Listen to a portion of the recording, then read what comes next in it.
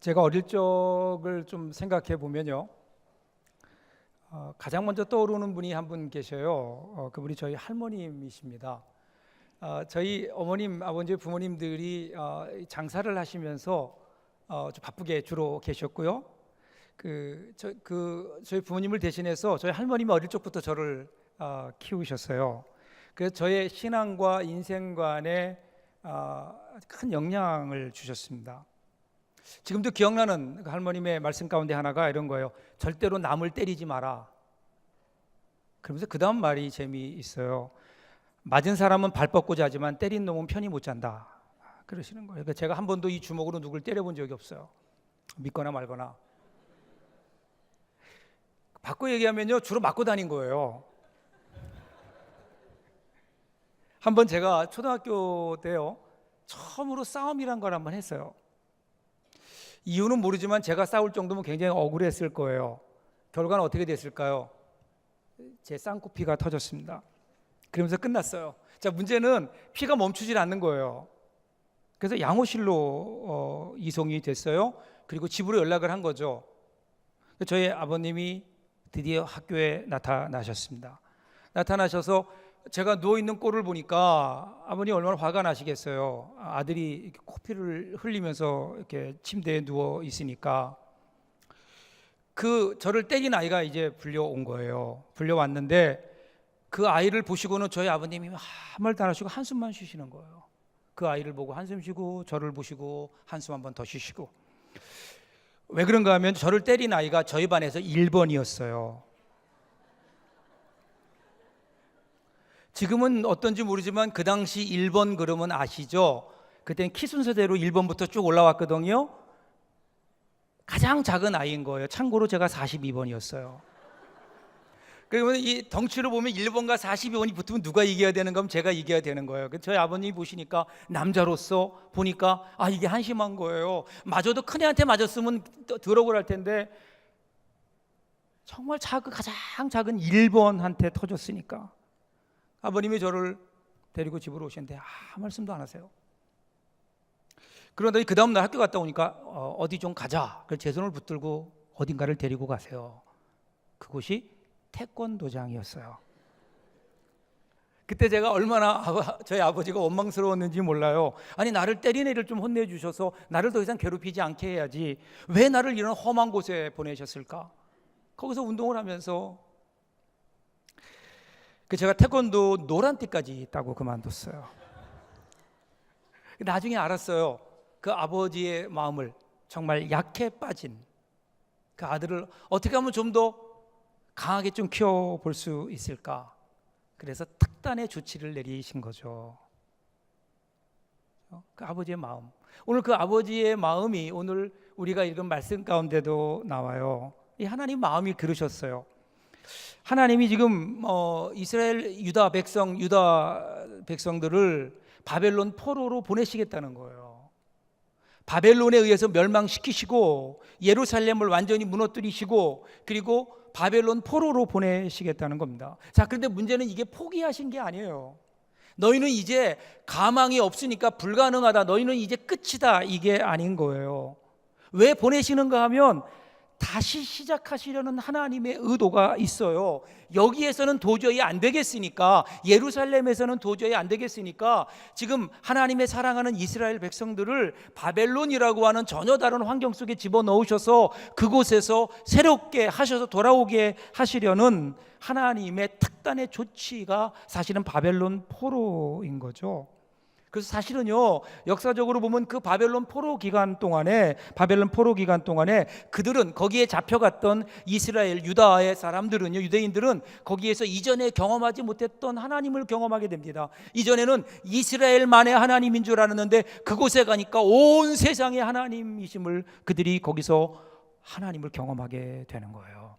그리고 그곳에서 다시 그들은 신앙 중심의 공동체를 이루게 됩니다. 그리고 때가 돼서 그들이 돌아와서 무너졌던 예루살렘 성전을 다시 재건하면서 하나님과의 새로운 언약을 이루게 되는 새로운 시작을 위해서 하나님께서는 지금 그들을 바벨론 포로로 보내시는 겁니다. 그러시면서 하나님 지금 예레미야를 통해서 그곳에 가면 어떻게 살아야 되는지에 관해서 하나님 미리 말씀해 주시는 거예요. 그게 오늘 읽은 본문의 말씀이에요. 어떤 말씀인가? 2절 보세요. 여호와께서 이와 같이 말씀하시되 여러 나라의 길을 배우지 마라. 이방 사람들은 하늘의 징조를 두려워하거니와 너희는 그것을 두려워하지 말라. 그러니까 하나님 말씀 보면요, 여러 나라의 길을 배우지 말아라. 여기서 여러 나라라고 하는 것은요, 개역 성경에서는 열방 이렇게 표현했고요, 그리고 새 번역에서는 이방 사람, 공동 번역에서는 다른 민족들 이렇게 번역을 했습니다. 그러니까 이러한 그 여러 나라, 즉 이방 나라, 이스라엘이 아닌 이러한 나라의 길, 이란 이방 사람들이 살아가는 삶의 모습을 풍속을 얘기하는 거예요. 그리고 이 이방의 길을 설명하면서 하늘의 징조를 두려워한다 이렇게 얘기합니다. 하늘의 징조. 이 하늘의 징조라는 게 뭘까요? 그 당시 하늘의 징조라는 것은요, 천둥, 번개, 그 다음에 일식과 월식,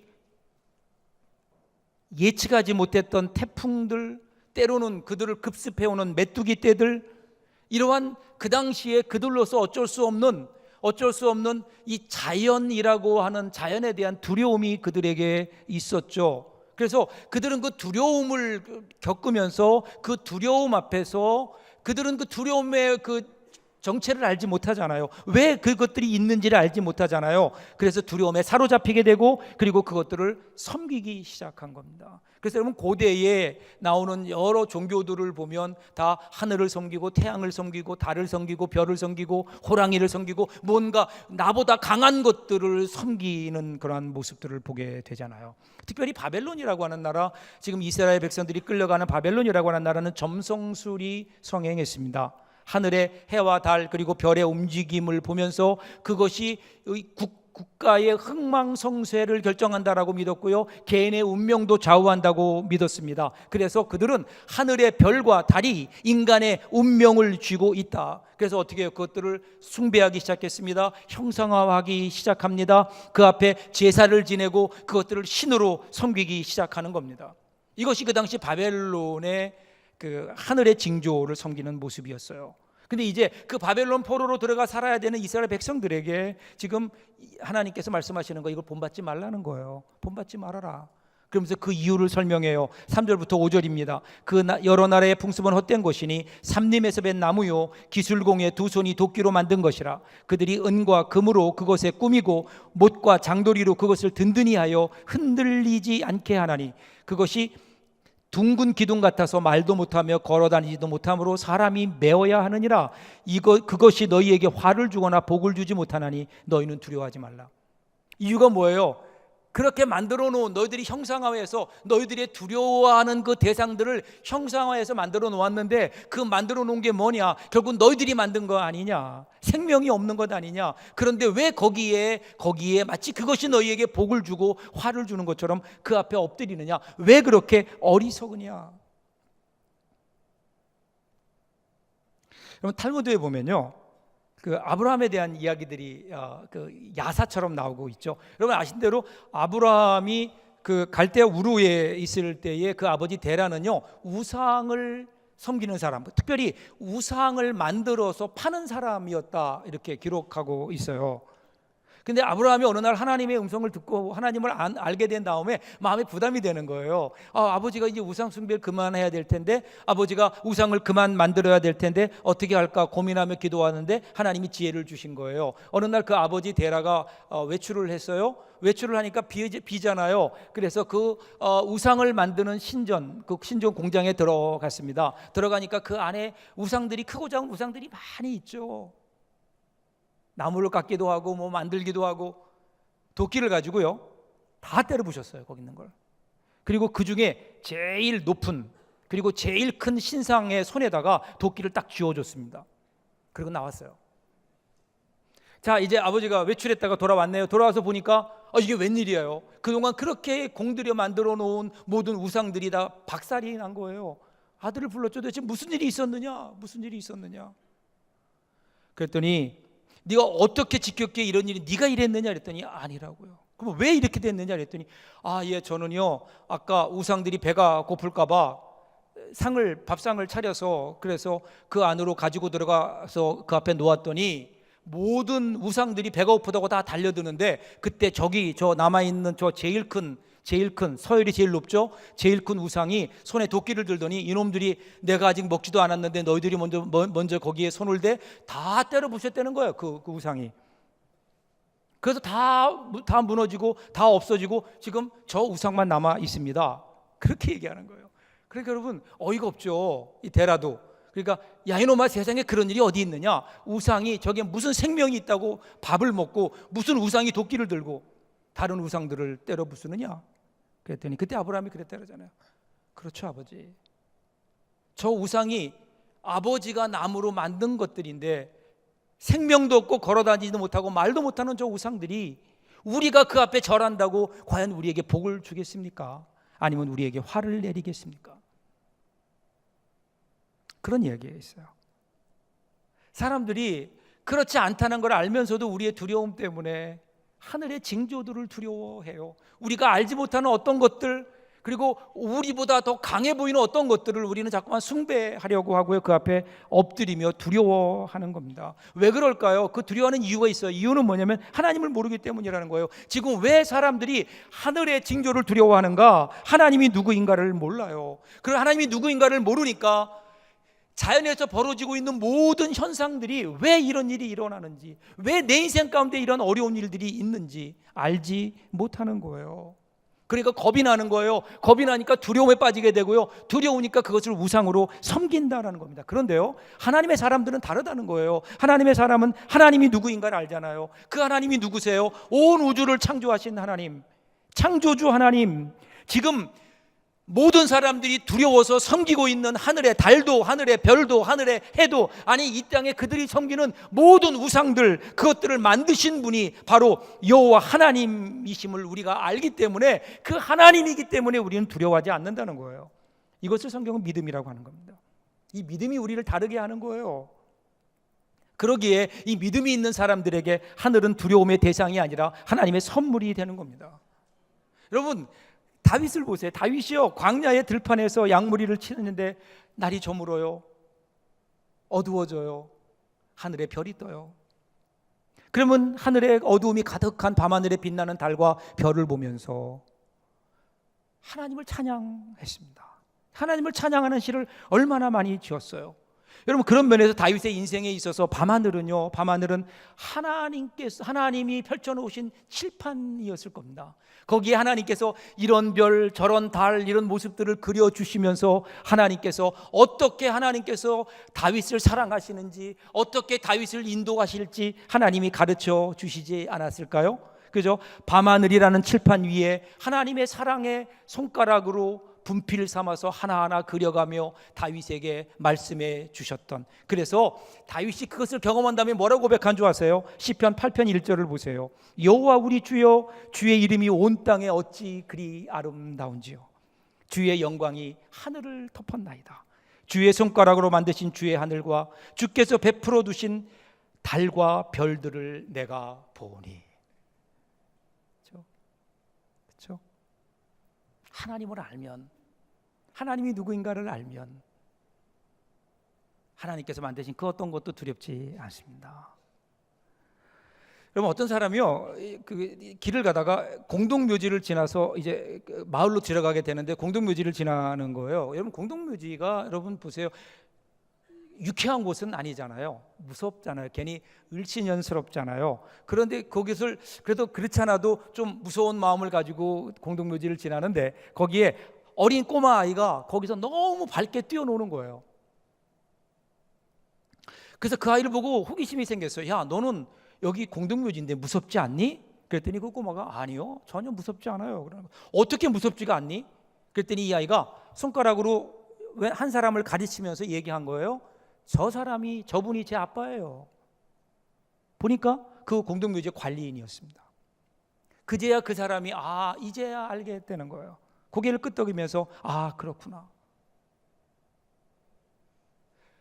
그 아버지가, 그 사랑하는 아버지가 옆에 있고요, 그 아버지가 그 공동묘지를 관리하는 관리인이었기 때문에 그 아이에게는 그것이 공동묘지가 아닌 거예요. 죽음의 자리가 아닌 거예요. 그냥 놀이터였던 겁니다. 여러분, 우리가 인생을 살면서요, 하나님이 누구인가를 알게 되면은요, 우리 인생이 달라지지 않아요? 아무리 하늘이 금방 무너지는 것 같고 공동묘지와 같이 죽음의 기운이 우리의 삶 가운데 가득하다 하더라도, 그래서 금방 죽을 것처럼 우리가 그런 느낌이 우리에게 있다 하더라도, 그럼에도 불구하고 이 모든 것을 만드시고 이 모든 것을 주관하시는 분이 하나님이심을 우리들이 안다면, 정말 우리를 사랑하사 우리를 위해 십자가에 죽기까지 우리를 사랑하시는 그 사랑의 하나님이시라는 걸 우리가 안다면, 이것을 믿는다면, 여러분, 우리에게 두려움이 어디 있을까요? 두려워하지 말라는 거예요. 그래서 오늘 6절 7절에서 이렇게 하나님을 소개합니다. 여호와여, 주와 같은 이 없나이다. 주는 크시니 주의 이름이 그 권능으로 말미암아 크시니이다. 이방 사람들의 왕이시여, 주를 경외하지 아니할 자가 누구리이까? 이는 주께 당연한 일이라. 여러 나라와 여러 왕국들의 지혜로운 자들 가운데 주와 같은 이가 없음이니이다. 하나님을 이렇게 소개하는 거예요. 하나님 같은 분이 없다는 거예요. 이 하나님을 좀 알아야 되지 않겠냐는 거예요. 그런데 거기 7절에 보면 하나님을 이방 사람들의 왕이라고 그렇게 불러요. 이게 좀 낯선 호칭이에요. 이방 사람들의 왕이라고 부릅니다.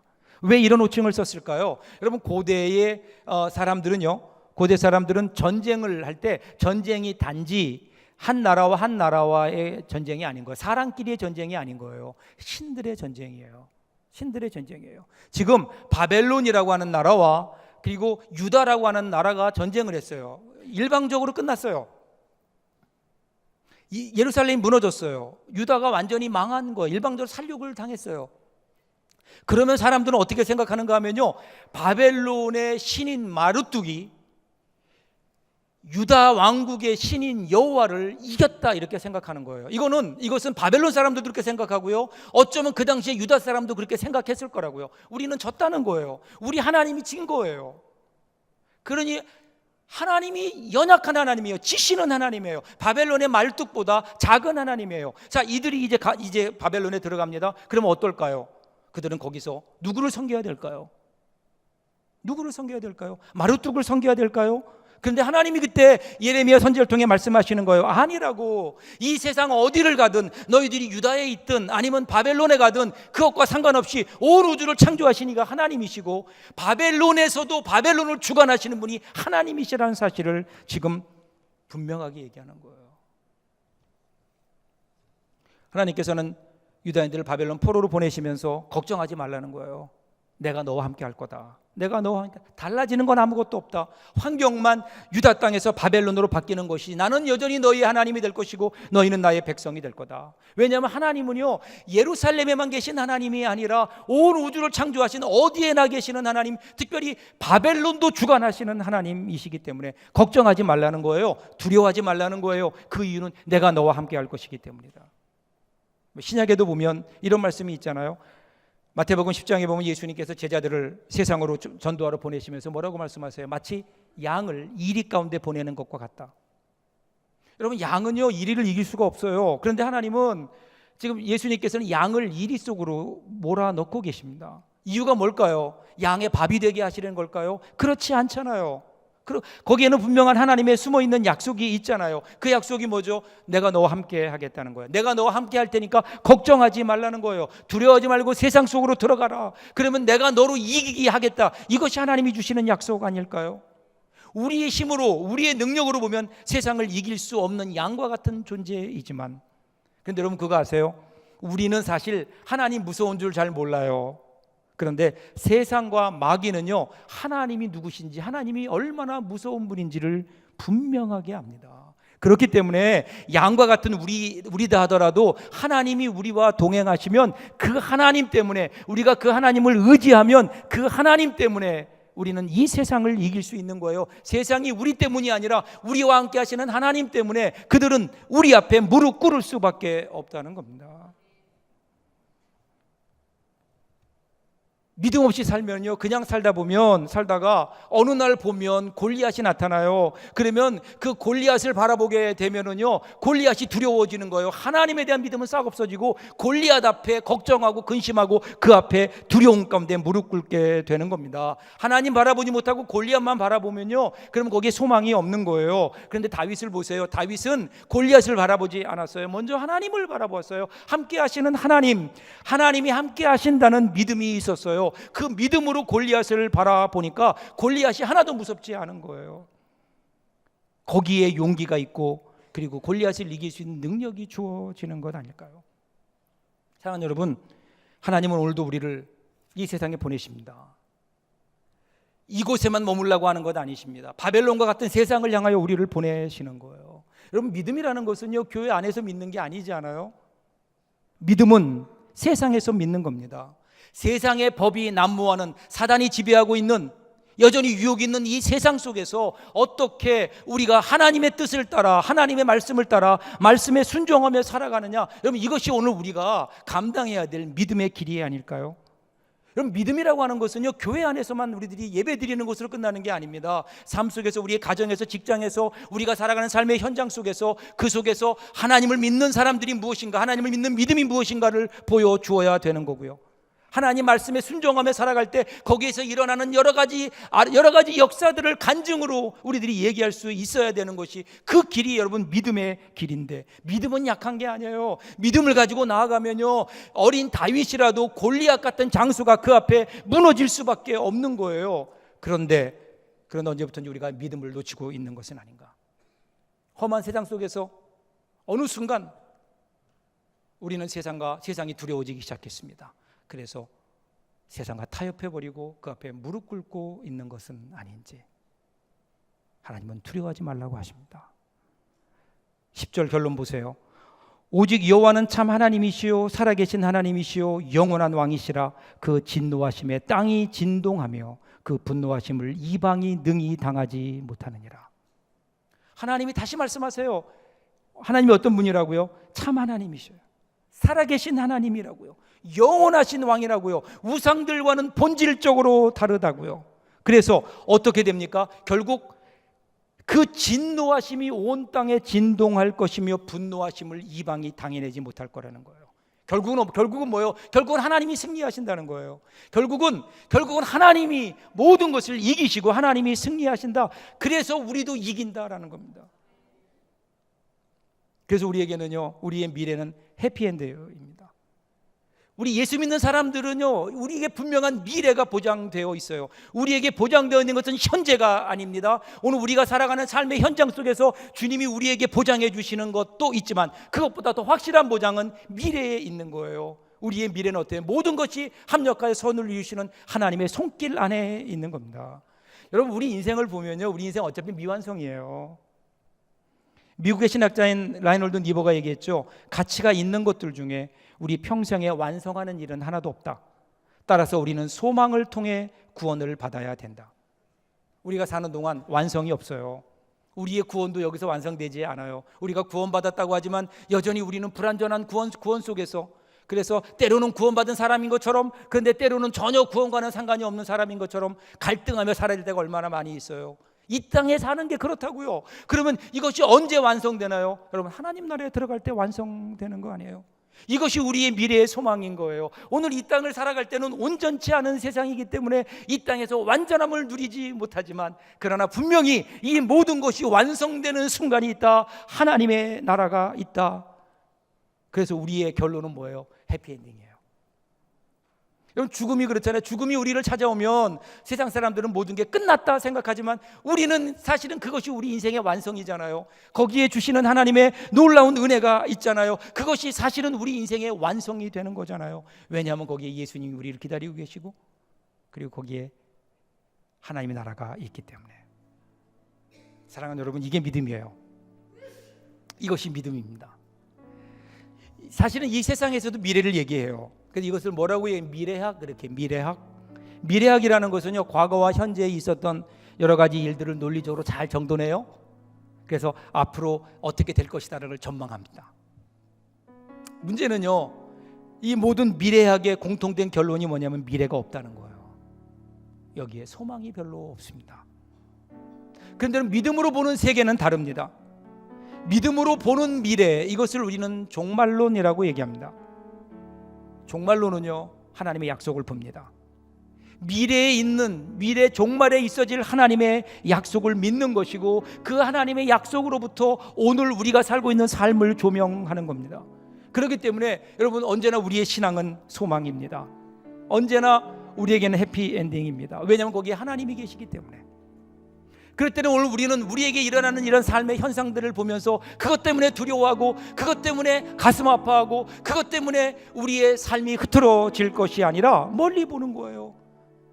눈을 들어 하나님을 바라보는 거예요. 하나님의 나라를 바라보는 거예요. 믿음이라는 것은요, 현재를 보면서 미래를 보는 게 아닙니다. 반대입니다. 미래를 보면서, 하나님께서 역사하실 그 때를 보면서, 하나님 나라를 보면서 오늘 우리의 삶을 보는 거예요. 그러면 여러분, 우리 삶이 달라지지 않을까요?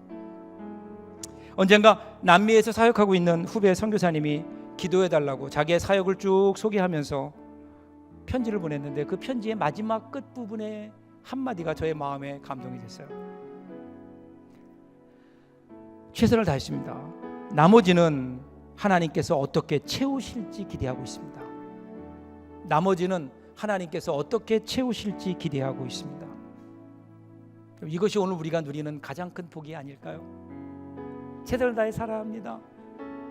우리에게 주어진 삶 속에서 치열하게 하나님 말씀대로 세상을 두려워하지 않고 우리에게 허락하신 하나님의 일들을 이루며 치열하게 살아야 됩니다. 그런데 그것으로 끝인가요? 아니에요. 그 다음에는 뭐예요? 하나님께서 어떻게 인도하실지, 하나님께서 어떻게 채우실지를 기대하는 것 아닐까요? 왜냐하면 우리 인생에 가장 좋은 날은 아직 오지 않았기 때문에. 그날이 오고 있습니다. 그날을 통해 오늘 우리를 보는 겁니다. 두려워하지 마십시오. 이 세상, 우리가 살기에 만만하지 않습니다. 이 세상 속에서 하나님의 사람으로, 하나님의 사람답게 하나님 말씀에 순종하며 산다는 것 쉬운 일이 아닙니다. 그러나 여러분, 절대로 포기하지 마십시오. 왜냐하면 하나님께서 우리를 승리하게 하실 것이기 때문에, 순간순간 우리와 함께 하시며 우리를 붙들어 주실 것이기 때문에 다시 한번 힘을 내어 일어나십시오. 여러분 삶 속에 하나님의 나라가 임하도록 그 자리에서 기도하며 하나님 나라가 이루어지도록 그 자리에서, 여러분이 있는 자리에서 하나님 말씀대로 순종하며 사십시오.